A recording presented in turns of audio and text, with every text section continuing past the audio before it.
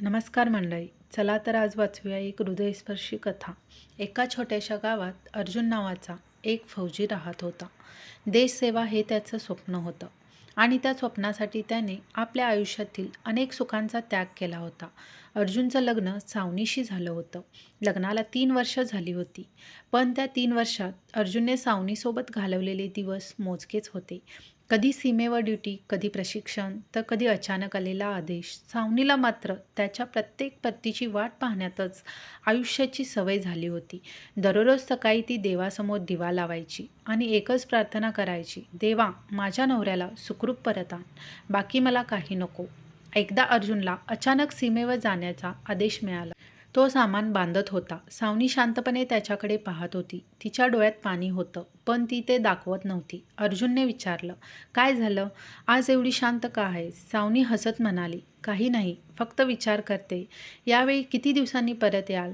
अर्जुन तिच्याजवळ गेला आणि म्हणाला, लवकर येईन. सावनीने त्याच्याकडे पाहून विचारलं, प्रत्येक वेळी हेच म्हणता, पण लवकर म्हणजे किती?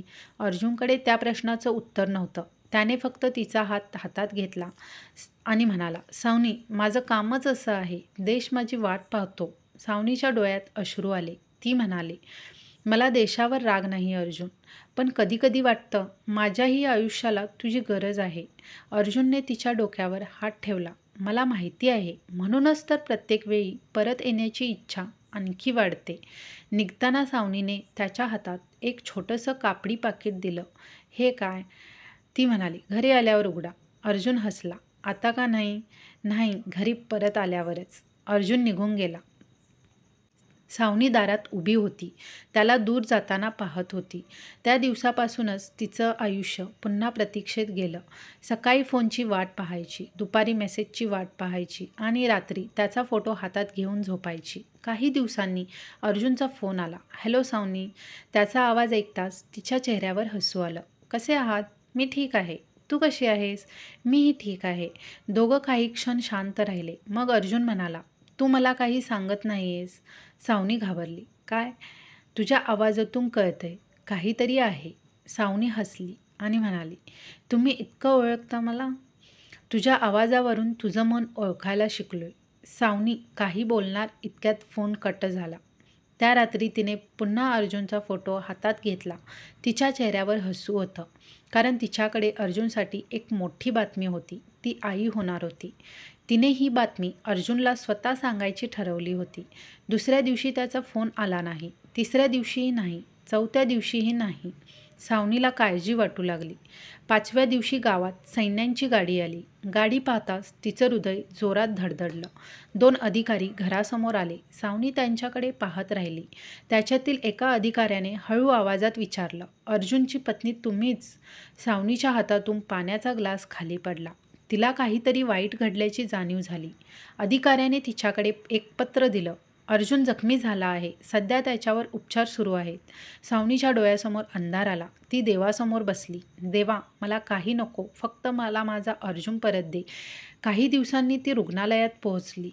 अर्जुन गंभीर जखमी अवस्थेत होता. त्याच्या शरीरावर अनेक जखमा होत्या. सावनीने त्याचा हात हातात घेतला. अर्जुन, त्याने हळूच डोळे उघडले. तू आलीस? सावनी रडत म्हणाली. हो, पण तुम्ही मला घाबरवलं. अर्जुन हलकंसं हसला. मी वचन दिलं होतं ना, परत येईन. सावनीच्या डोळ्यातून अश्रू वाहू लागले. मग तिने त्याचा हात आपल्या पोटावर ठेवला. आता एकटाच नाही आलात? अर्जुन काही क्षण तिच्याकडे पाहत राहिला. म्हणजे? सावनी हसली. आपण आई बाबा होणार आहोत. अर्जुनच्या डोळ्यात अश्रू आले. तो काही बोलू शकला नाही. त्याने फक्त तिचा हात घट्ट पकडला. काही महिन्यांनी अर्जुन पूर्णपणे बरा झाला आणि त्याला पुन्हा ड्युटीवर रुजू व्हावं लागलं. यावेळी सावनीने त्याला अडवलं नाही. ती फक्त म्हणाली, जा, देशासाठी लढा. मी तुमच्यासाठी आणि आपल्या बाळासाठी इथे थांबते. अर्जुनने विचारलं, तुला माझ्यावर राग नाही? सावनी हसली. राग आहे, पण त्यापेक्षा जास्त अभिमान आहे. अर्जुन निघून गेला. काही महिन्यांनी सावनीने एका सुंदर मुलाला जन्म दिला. तिने मुलाचं नाव ठेवलं वीर. अर्जुनला ही बातमी फोनवर सांगितली. तुम्हाला मुलगा झाला. फोनच्या दुसऱ्या बाजूला काही क्षण शांतता होती. मग अर्जुनचा आवाज आला, माझा मुलगा मोठा झाला की त्याला सांग, त्याच्या आईने त्याला एकटीनं वाढवलं नाही. ती त्याला बाबांच्या प्रेमाने वाढवत होती. सावनी रडू लागली. लवकर या, अर्जुन म्हणाला. यावेळी नक्की. पण काही दिवसांनी सीमेवर परिस्थिती गंभीर झाली. अर्जुनच्या तुकडीला पुढे जाण्याचा आदेश मिळाला. त्याने आपल्या खिशातून सावनीने दिलेलं तेच कापडी पाकीट बाहेर काढलं. 3 वर्षापूर्वी तिने दिलेलं त्याने ते उघडलं. आत एक छोटंसं पत्र होतं. तुम्ही प्रत्येक वेळी देशासाठी जाता म्हणून मला तुमच्यावर अभिमान आहे. पण एक गोष्ट लक्षात ठेवा, तुम्ही माझ्यासाठी फक्त फौजी नाही, तुम्ही माझं संपूर्ण जग आहात. त्यामुळे परत या, कारण तुमची वाट पाहणारं एक घर आहे. अर्जुनने पत्र छातीशी धरलं आणि पुढे निघून गेला. त्या रात्री सावनी मुलाला घेऊन देवासमोर बसली होती. तिने दिवा लावला. देवा, आजही माझी एकच प्रार्थना आहे, माझ्या वीराचा बाबा सुखरूप परत येऊ दे. दिवस गेले, आठवडे गेले, पण अर्जुनचा फोन आला नाही. सावनी दरवाजाकडे पाहत बसायची. वीर रोज विचारायचा, आई बाबा कधी येणार? ती हसून म्हणायची, लवकरच येतील बाळा. एक दिवस सकाळी गावात पुन्हा सैन्यांची गाडी आली. सावनीच्या हातापायांचा कंप सुटला. तिने दार उघडलं. समोर एक अधिकारी उभा होता. त्याच्या हातात अर्जुनची टोपी आणि तिरंगा होता. सावनीच्या डोळ्यातून अश्रू वाहू लागले. तिला सगळं समजलं. अधिकाऱ्याने फक्त एवढंच म्हटलं, तुमचे पती देशासाठी शहीद झाले. सावनी जमिनीवर बसली.